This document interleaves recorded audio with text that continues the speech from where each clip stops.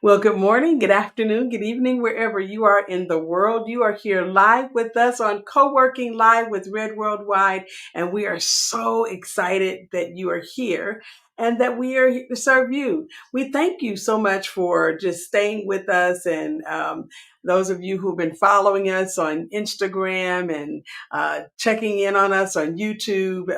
Some people are checking in on us with Facebook or Meta and X and Twitter, Twitch, and all of these places. Well, Twitter is X, sorry about that, but Twitch and TikTok, those are the ones that I was trying to remember. But all of these places are places where we're showing up, and we are excited. Pretty soon we'll be on LinkedIn, and we're looking forward to when we show up in other spaces like Roku and Prime. That's coming soon, and there are a few other things that are on our radar, but we are excited that those of you who are here with us today are able to be here for our Smarter Start Bootcamp. Yes, it's another Monday, and today we are just going to jump in here and talk to you about some areas that are very, very important to your business. And so as we are just kind of grabbing our slides here, I need to make it so that they can be seen. So give me just a second so that we can do that. But I, want to make sure that you understand that a lot of thought goes into what we provide to you each week. And we actually prepare and are thinking about what our business owners need, but we also are getting information from the business owners so that we will know how to give you, the best possible business education that you can receive in the manner in which we provide it. So sometimes we do courses and classes that are available on our website, and people who are members get access to a lot of that information for free. Some people who are consistent viewers can have the opportunity to see some of those items, as we are providing it through co-working or through our 5-Minute Finance app or other places where we actually do give away the content. And so that's how some of you are viewing this now. But we want to know, what your needs are. And so when we ask for you to reach out to us, if you have gotten into our database, if you go to our website, redworldwide.org, and fill out the information there so that you can get on our mailing list, so that you can be a part of our nurture cycle. We have an email list where we send every week newsletters and all different types of content to help you with your businesses. We want to make sure that we have your information so that we can, get information from you to know how we can serve you better. That's really important for us. And so when you do give us that, then we come up with topics, okay, that can, help to benefit you in and the broader entrepreneurial community, because a lot of the same questions come up, and as we receive those, we reach out to you in whatever manner, through a newsletter or through a venue like this, so that you can get access to, the information, answers to your questions, solutions to your problems. And so we're going to jump today into an area of being a business owner, creating a company, and creating a product. How do you craft and maintain your entrepreneurial vision? Sometimes things are really easy, and then other times it's not so much. And so we want to talk about how do you maintain that vision? How do you keep hope? And how do you grow the vision into what it is that you were intending it to be? That's going to be really important. If you can bring up my slides, please, Javon, I'd appreciate it. And so we can jump in here and really talk to everyone today about crafting and maintaining the entrepreneurial vision. Okay, so This episode is really going to be a crucial one because it connects the vision and strategy. A lot of times, that people who are becoming entrepreneurs, they have a vision, but they don't have strategy. They don't know how to have strategy. And so we're going to translate some things today for you, help you to learn how to translate your dream into these tangible, actionable steps, so that you can build a framework for the growth of your company. And as we're looking at this, I want you to really understand this one statement. This is my statement, but I need you to understand it. Vision without strategy is hallucination. I mean, when you've got, a vision, but you don't have the strategy in place to get you to that destination where you're trying to grow, okay, your business, then it is really it's a hallucination. You're not able to really make things happen because it's not a tangible thing that you're seeing. So I want you to dream big. Dreaming big is amazingly important when you're becoming an entrepreneur, when you are learning how to create a company. Having a strong vision, it provides you a compass. It's a landscape, but it's a compass. You know where north and south and east and west are, so that you can guide the business toward the goals that you have. But you also have to have strategic action coupled with that big dream. When you have the roadmap, which is what strategy is, it translates the vision into steps that you can perceive and take. They are actionable. And so this is very, very important. So you got to dream big, you got to have strategic action, and then you want to grow and scale the company. A well-defined strategy allows your business to thrive and expand. You can grow it and you can scale it when you have those two things in place, the big dream and the strategic action. So let's look at what it means to define the business goals and objectives. How can you actually make them what they're supposed to be? Well, you need a mission statement. You got to be able to clearly articulate your purpose and what you aim to achieve. Okay. And so that is going to be huge, when you are looking at the concept of creating a business, and when you are looking at the concept of growing your business. Sometimes the mission statement expands to encompass other things that you are now doing. I never forget when our company, Red Worldwide, initially started. Our mission statement was really, really simple, and we actually had just this blanket statement of what we were going to do for our business community. However, a year in, we were doing business and doing it well to help people take their ideas, and make them, implementable. Create these implementation plans and make them something that they could actually start and run right then. And we were helping them to do that to the best of our ability. However, we realized that there were some other things that we could provide. And as we had the funding to do so, we had to expand our mission statement so that the purpose that we were articulating actually matched what we were doing. There are many people who never go back to expand their mission statement. They just continue to do that.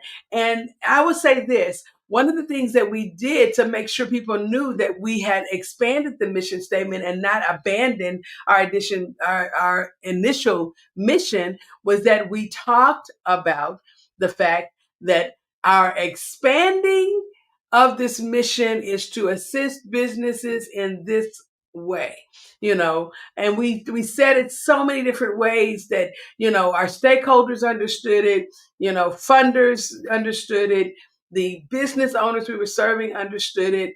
The team that we were working with understood it. The volunteers understood it, because it was everything that we had dreamed and hoped, to provide, that we were already pushing forward. And we needed to make sure that we had different ways of saying it so that it fit our community's um, uh, plans, but also made it so that everyone was on board. And I will say this to you, that when you have a mission statement that clearly articulates your purpose, it makes it easy for the people you are working with to serve, because they now know what you are doing, what the company is supposed to be doing, what they're supposed to be doing.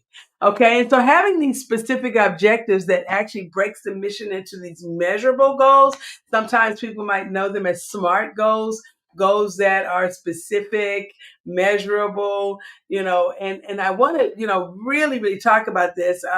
And what really made me jump here was that, I was working on a grant yesterday for a client. And as this particular grant, was being pushed forth by a city in Maryland. And they were asking, for you, the person who was doing the grant writing, to write a business plan. Most of the time, there's an application process, and the application process will, really speak to every area of what the grant is about, and tell you what they want you to tell them. But they left it very open for a person to just share the vision and what they're going to do with the money and all of that. And so that was really interesting because, it gave me a lot of room. And so I was thinking about the specific and measurable aspect of the goals. How do I make sure that they understand that, not just what the goal is, but what our outcomes are that we're going to expect, and how we plan to measure this, and is this going to be an achievable scenario? And how do I show or demonstrate that it would be achievable, right? And, so when we start talking about the concept of having a SMART goal and what it means for a person who is in a position that they have a company and their company is new, but they want to actually bring something to market, how do you translate that to people that may not really um, know anything about your industry? And so you got to make sure that when you are telling people, hey, this is my goal, that, again, you're clearly defining what you want to accomplish. That's the specific part, but you're able to show the criteria, how you're going to measure the progress that you're going to have. And then that you actually are ensuring that the goal is realistic. When we talk about it being achievable, we want to make sure that we don't have these lofty goals that, really, although they might be something that is nice to have, it's just impossible for you to be able to really do it with your resources and in your current state. So being able to talk about doing it in the time frame is going to be important. So when you have, the resources and the constraints, on you, you want to make sure that you have an achievable goal that is something that you can relate to others, and they will be able to understand what your plans are and how they can help. And then you want to make sure it's relevant, that it aligns with your broader objectives. I know there are a lot of people that they go after getting bids or grants or even sponsorships and donations when they're a nonprofit, and to do things that are not even a part of their purpose, the company's mission, or for that matter, the larger plans that they might be even talking about doing in the future. And then you got to make sure that the goals are time bound, that they are, that there's a timeline that provides some focus, and that you are motivated to make the progress necessary towards completion. And so having these particular specific objectives in place that are measurable will really, really, really help you. And then, of course, those KPIs, the key performance indicators, where you can track the progress, that those outcome indicators that I talked about. These are the things that really, help people to see not just what you said you were going to do, the how you said you were going to do it, and how they know that it was done. Okay, to the degree that it was done. I mean, these are market, you know, indicators, a lot of times data driven indicators, indicators that actually show real outcomes. Okay.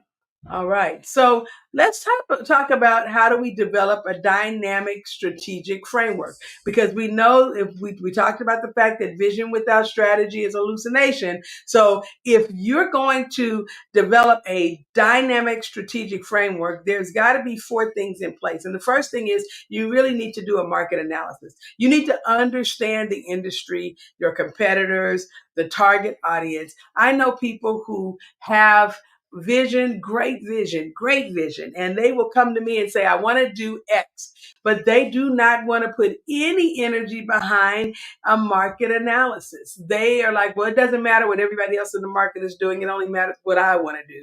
And I can get how they can feel that way because they're passionate about what they're wanting to get done. However, okay, it's very important that you know how many people are already providing the service that you want to provide in your neighborhood, at least, okay? Or for that matter, if you are serving, over the internet, you need to know how many people are already serving in the world in that to your neighborhood, okay? Because there are some people that may be providing the same service that you're providing, and they may be in Africa or they may be in China. You need to be aware of that. And there's a way for you to get that industry data so that you will be able to have an understanding. It doesn't change what you're doing as much as it changed how you might do it or when you might do it, or for that matter, to whom you might provide the services, because you might be able to niche down, and I've talked about niching down before, but actually getting into a position where you're serving a specific part of that community. And that makes you more valuable because you concentrate and specialize and not generalize on that part of the industry. And so understanding your competitors and how they do business gives you the ability to have a competitive edge, because now you can choose what you're going to do when and to whom you're going to do it with, and how you're going to do it. Okay. And understanding the target audience is going to be essential, because here's the thing: there might be little phases that you are able to put forth where you may start serving one set of the target audience in your very early stages. And as you're growing, you might add other particular parts of the community, but you need to understand it. You got to know what those target audiences are really made of, what their pain points are. We've talked about doing empathy mapping and, having a tool that helps you to understand the pain points of the audience so that you can have the solution that they require. And when we are looking at this market analysis, you're drawing that information out before you ever start to provide the service. But if you find yourself in a situation where you've already started the business, you're just, going, headlong into this thing, and you realize, hey, I didn't do some of those initial steps. And now because of that, I'm finding out some different things that I just did not know. I'm not making as much money, or I'm wasting money, or I'm not, actually able to get the proper market share that I think I should have based on the work that I'm putting in. All of those things may very well be the case. And so what your responsibility now might be is to go back and retarget the audience. Look at, how you can serve them better, what specific things you can offer that will be essential for their growth. Okay. And for, to help them with the solutions that they need. All right. And then as you're creating your competitive advantage, you've done a whole session on the unique value proposition that you might be able to offer, and how the advantage that you may have, is something that could make people choose you over others. So when you identify what sets your business apart and how you leverage those strengths, that is what sets in place that competitive advantage and what causes you to become the business again that others will choose over, what else is available. And then, of course, you want to be able to know what the resource allocation needs to be. And you can strategically allocate your sources to support your goals and your objectives when you have more data. The more knowledge you have about what you're doing and to whom you're or for whom you're doing it, and how you can provide the service, alongside of whatever else is going on in the industry, how you may be able to upend some things and show up as the premier source for those services or products, that is going to give you the information necessary so you can allocate your resources in alignment with, the information that you have collected and what your mission is. Now you can look and say, well, I only need to allocate X amount of dollars, or I only need to have certain amount of people resources, or we can do all of this with technology in a very small team based on the information that we have about the industry and what the advantage is that we have over other people who are providing the services. And then lastly, the implementation plan. This is huge because you've got to be able to develop those actionable steps in a plan, outlining them and showing what's needed, so that you can achieve the goal. When you have the ability to state that in a way that people clearly understand what they do, what you do, what others do, how it all fits together so that your customers can be served, then your implementation program will come off without a hitch. Okay. So how can you align the vision with the actionable steps? Okay, because remember, we want to get out of hallucination. Okay, we want to be in a position where everything is working the way it's supposed to.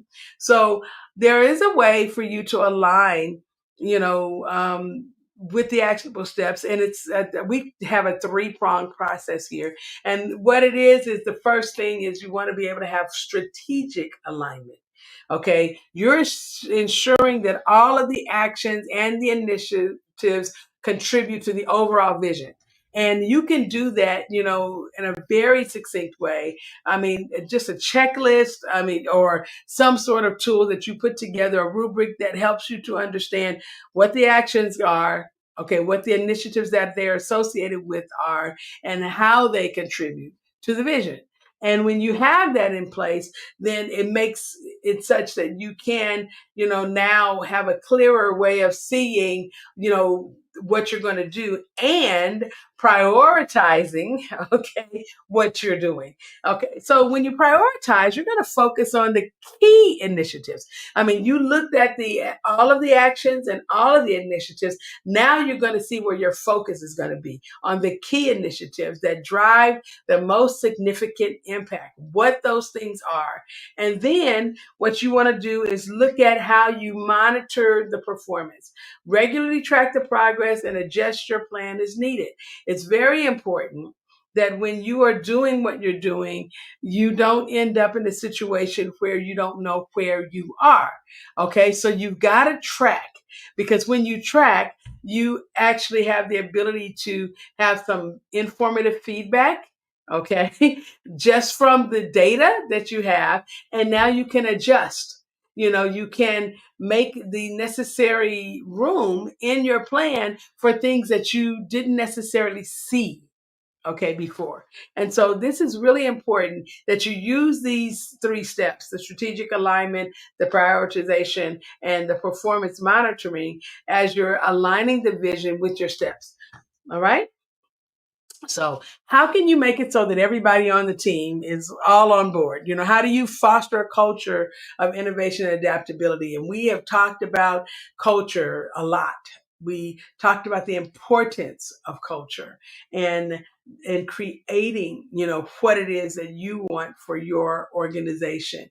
We've talked about, having, things in place, but we want to know what are just three key things, within this, the guys of what we're talking about today, crafting and maintaining your entrepreneurial vision. What are three things you can do today, okay, that will help you foster the culture of innovation and adaptability that you need for the team that's going to work around you or work with you, or, I should say that's going to surround you. It could be that you're working with contractors, you might have employees, or you might just have vendors. You might be a lone ranger that just has tech and a few people that you use for making referrals and orders and things of that nature. And it doesn't matter what the size of your team is. What matters is that you foster the culture you want so that everyone you work with can fall in line. So the first thing is, be prepared to embrace change. You've got to be able to adapt to new challenges and opportunity. And when you embrace change, what it does for others who are around you is it helps them to understand the importance of them doing it as well. Then you want to, of course, have the continuous improvement. We talk about CI a lot, and so I'm going to talk about it again today, because if you're not a lifelong learner, if you're not a person that's constantly improving your position in the company, your own personal drivers, so that you can be your best self, be your best version of yourself. If you're not the person who is consciously fostering that culture of experimentation and learning and discovery, and employing strategy, through what you've learned, then what happens is a culture of innovation and adaptability is not going to be a reality for your company. You have to be on a CI plan. And then, of course, you have to be able to become empowered. This is very important. Encouraging creativity and innovation within your team is important, but you have to be empowered before you can empower someone else. And so sometimes we don't feel empowered because we've never been in the position of a leader before, or this is the first time we've ever run a business, or there are lots of reasons. Sometimes those old tapes from what has happened to you in your past and maybe even in your family will cause you to not feel empowered. But empowerment is very, very, very important. And we want to be able to, understand the concept of how empowerment can be modeled. While you're being empowered, you're empowering others, and you're teaching your team how to empower those that they're working with as well. Okay, so how do you measure and evaluate your strategic process and your progress? Okay, what is it that you do? Well, let's take a look at, some areas. Our first metric is our customer acquisition cost. We just have a three things that we're measuring so that you can see what it looks like to be able to measure, okay?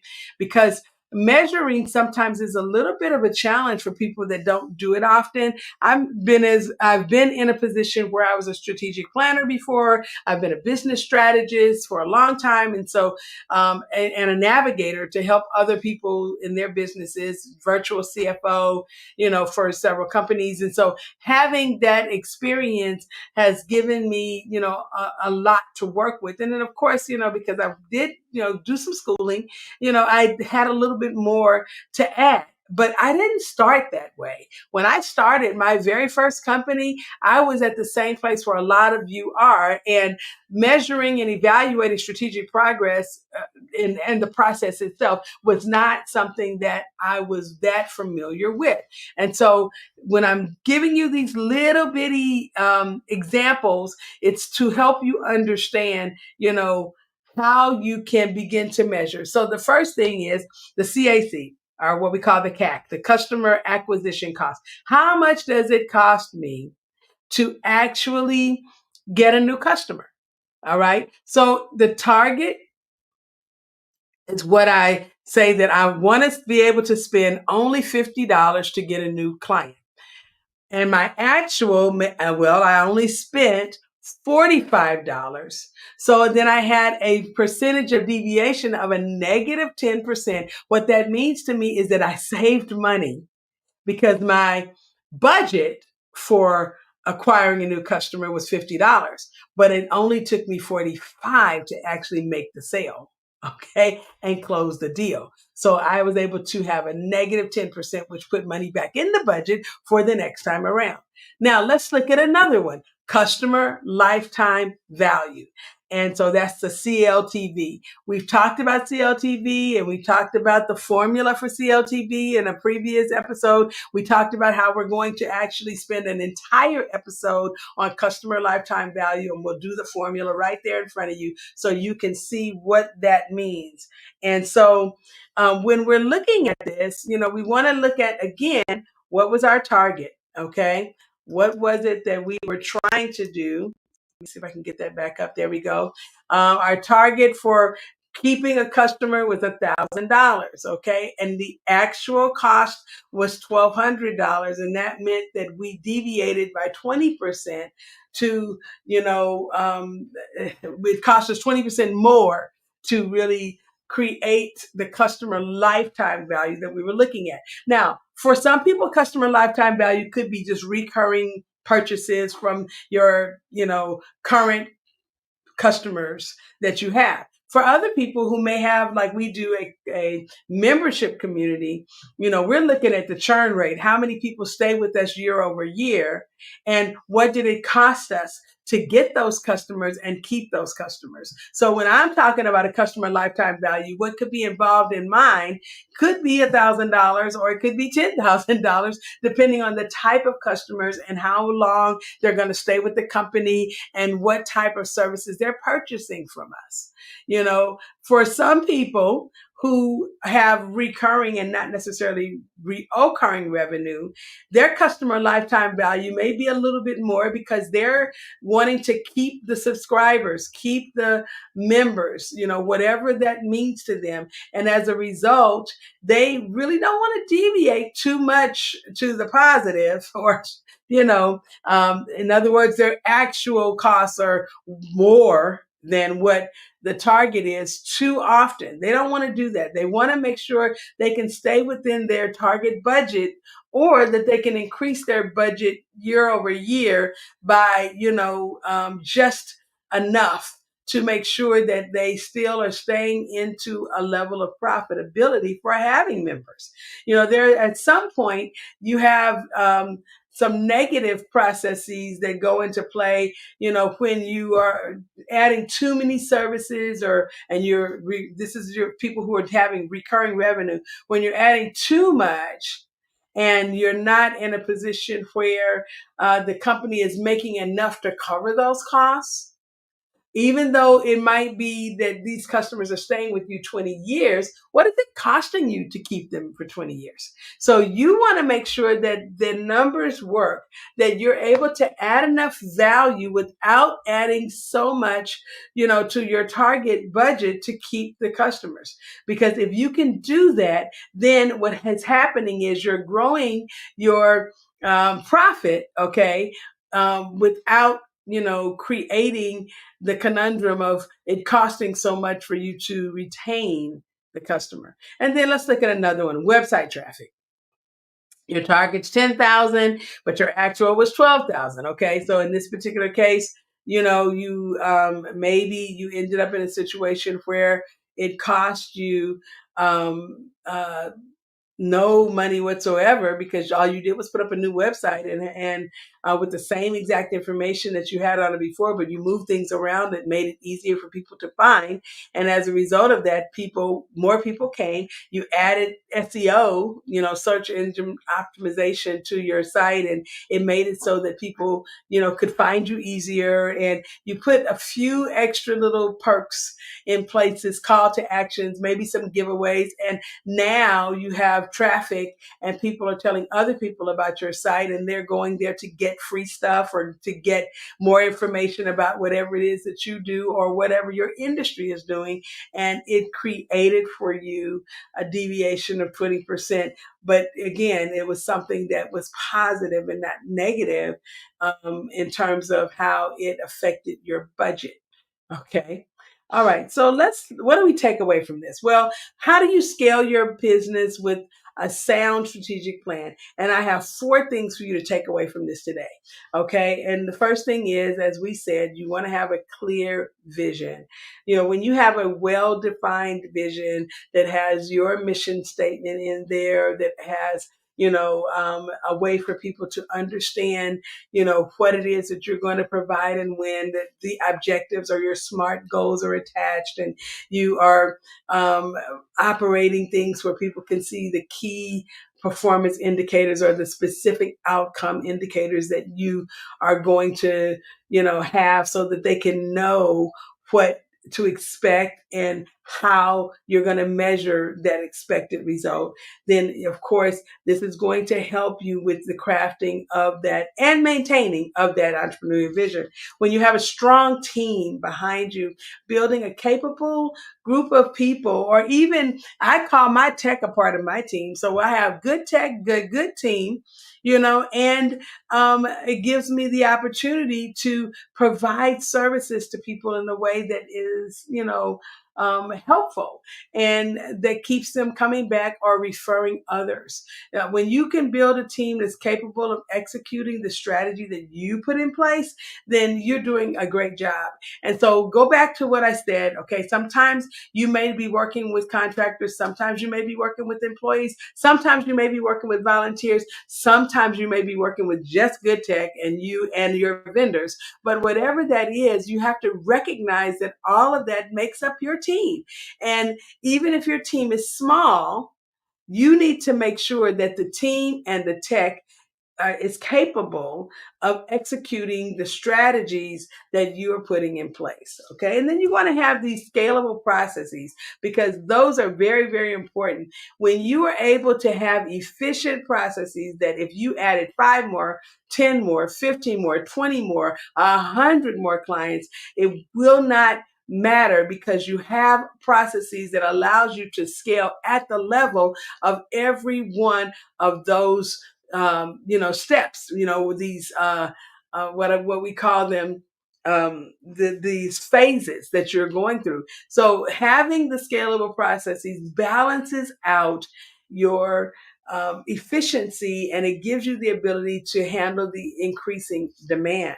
And then lastly, you want to have some financial management in place, ensuring that adequate funding for the expansion is possible. A lot of people, they expand, but they don't necessarily consider the resources that are needed to make that expansion happen, and to have it not affect your clients in a negative way. You want to make sure that you are able to either run a lean company where you can utilize the funds that you are saving, like what we talked about a few minutes ago, when your acquisition cost may go down, okay, you could use those funds in another area, to make sure that you have adequate funding, for whatever it is that you're trying to do. Because when you have a vision, your vision is going to grow. It's never going to be that you are doing the same thing the same way forever. And because as your clientele grows, then you need to expand to accommodate what it is that you're providing. As the industry grows, as things change technology wise, there are things that you may have to do differently. So when you're able to have a lean operation, when you're able to move funds around and use them differently, when it costs you less to do more, those are all ways that it makes it, so that your company can be around for the long haul, providing the services, and the products that your clients and customers need and desire. And so with that said, we are at the end of today's presentation, but I want to make sure that you do understand that crafting and maintaining your vision is very important. And remember that you've got to align strategy and vision, because vision without strategy is hallucination, and that's not where we want to be as entrepreneurs. We want to be able to have a vision that's clear and a strategy that can be executed. Well, this has been Dr. Patience Jackson Rose with Co-working Live from Red Worldwide, and we'll see you again next time.